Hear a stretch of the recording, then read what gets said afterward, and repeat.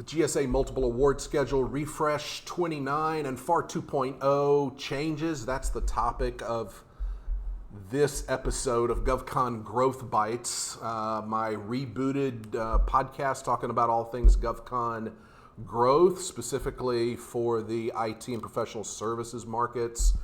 Today is Friday, October the 3rd, 2025. We're just a few days into a new government shutdown. We're hoping that doesn't last long, but in the midst of it, we're going to take some time to talk about some new developments. So today, let's talk about GSA MAS. There are three as we're moving into FY26, and of course, the new Trump administration, consolidation of procurement within GSA.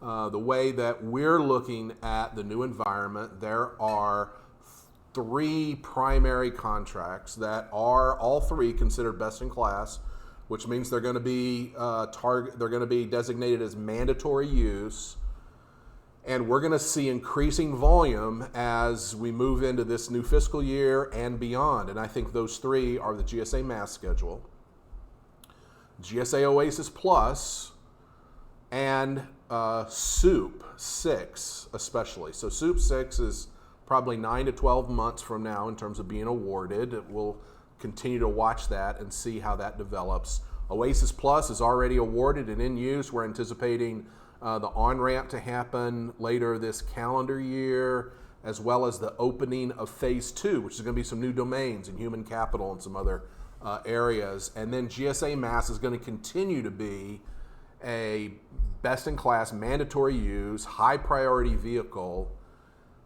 with GSA. So let's talk about some of these changes. So it's worth noting, if you're not a GSA MAS schedule holder, let me encourage you to get your offer in. We can help you. Number of good firms around the Beltway and beyond that can help you build your offer. But sales on the MAS schedule were just under 40 million in FY21 and have surged over 50 million in FY24. And for 25 and beyond, I think they're going to get higher. I mentioned it is considered best in class. And if you're serious about growing your business, you need to be on these vehicles. And not only do you need to be on them, but you need to master the art of task order qualification, bidding, pricing. Those are going to be critical. So much work gets put on these multiple award vehicles that it really works against you if you don't take advantage of the task orders that get put on these vehicles. So with Refresh 29, they've made a number of changes. So let's kind of just talk about the highlights. I'm not going to cover everything in depth. There was a recent podcast by Palera Mazza and one of their partners that went into incredible detail. I can help you find a copy of that. I can refer you to that. You can go to them for, hopefully they saved copies. I'm not going to go into that level of detail. I'm just going to talk about the high level. There are other GSA schedule focused firms that also have good content that go into depth. So my purpose here is just to kind of push us along and go as far as we can in about 5 or 10 minutes, okay? GSA is continuing to kind of look to right-size the schedule program. There are literally thousands. Last time I ran a count, there were somewhere over 18,000 GSA schedule contracts and vendors. So they're always looking to cull the herd, as it were. The way they do that is by off-ramping vendors who don't meet their minimum sales target. So that's 100,000 for the first 5-year period, and then 125,000 for the second 5-year option, for that 5-year option period. They will remove you, they will cancel your schedule if you don't meet those sales targets, and then they'll put you in timeout for up to 24 months. So that's just incumbent upon everybody to learn how to triage, qualify high value targets, and learn how to bid and win. Okay.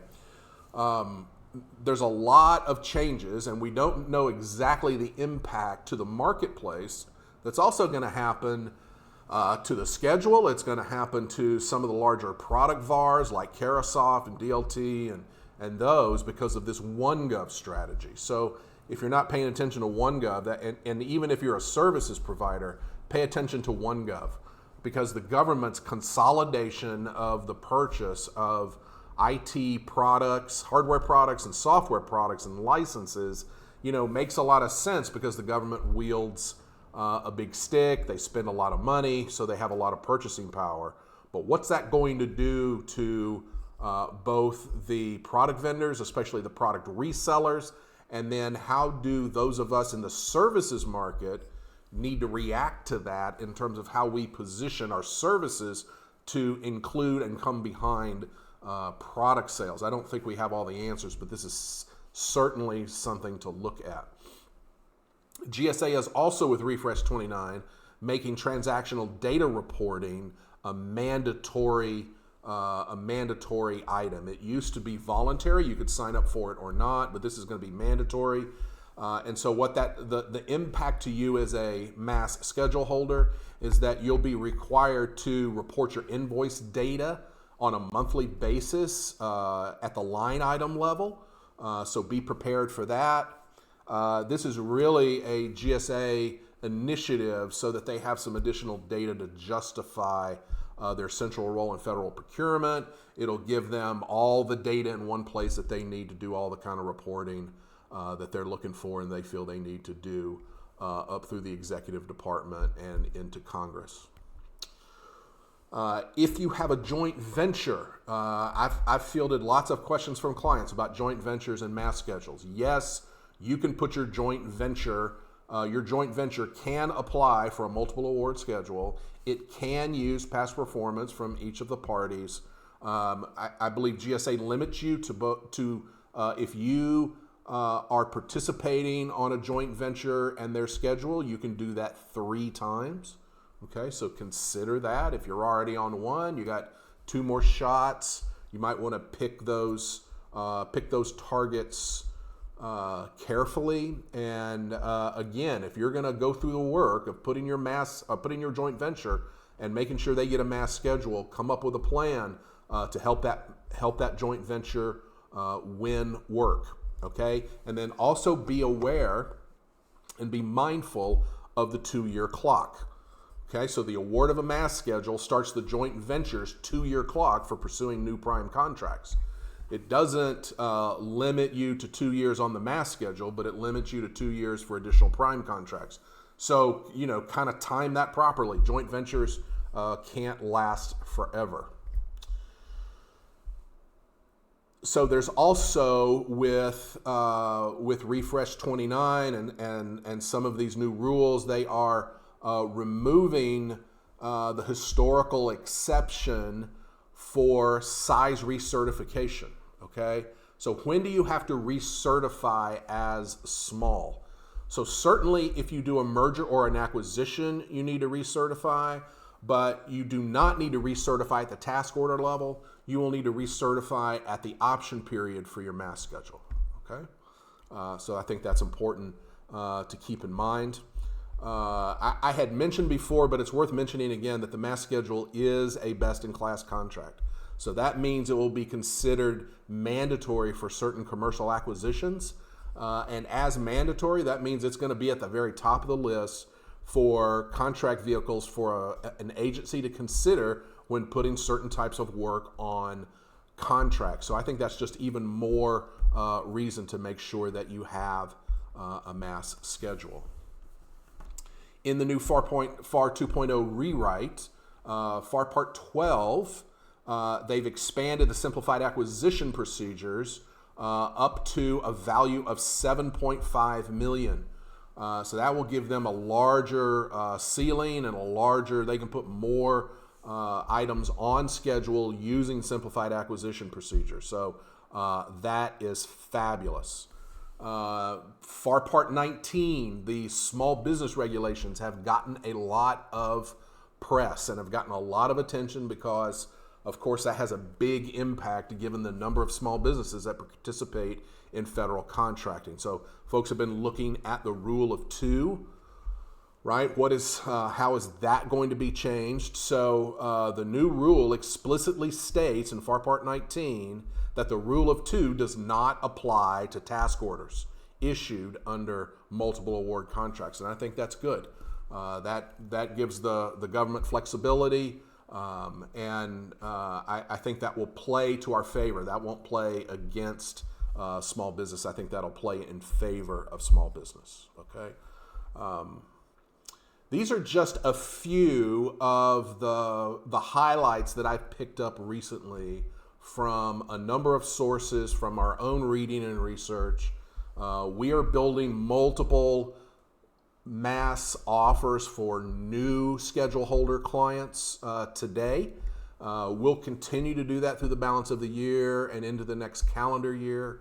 And so we're tracking all of these issues. Not a week goes by that people don't ask me, clients don't ask about how we're tracking FAR 2.0. I think there's a lot of buzz, there's lots to read, and it's important as we read these things to give our feedback back to the right players so that we can help shape that as much as possible. So I think two lessons as we think about the GSA MAS program and as we wrap up this little segment. One is take a new, fresh look at compliance. Who do you have on staff who is managing your MAS schedule? If you don't have anybody on staff and you don't have anybody with that level of expertise, consider hiring a third party. There are lots of firms around town who specialize in the MAS program and specialize in GSA schedules. We can do that, others can do that, but have someone on the ready who's engaged with your firm who can help you maintain compliance, both in terms of your reporting as well as in all aspects of your GSA MAS schedule. And then secondly, I would say take this opportunity to review your portfolio. Look at expanding your list of labor categories, the SINs you're participating on, so that you're in the best position possible to capture work on the multiple award schedule. And then the last thing I would encourage everyone to do, if you haven't built in a process specifically to GSA schedules, IDIQ task orders, to both review them, qualify them, and bid them to win, put some effort toward that. That's a core part of our business. You've heard me talk about RFQ Plus, about our pipeline support process. We built RFQ Plus specifically to do a good job with RFQ qualification and scoring.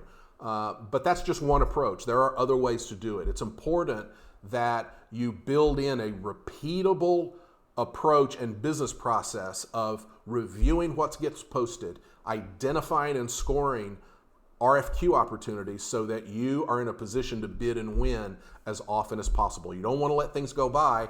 And one of the things I tell our clients is that if you're not actively engaged, you're making a no bid by default decision, and that doesn't contribute to your growth.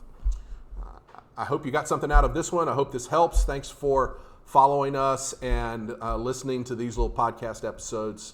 We wish you all the best for FY26 and the final quarter of calendar year 25. See you next time.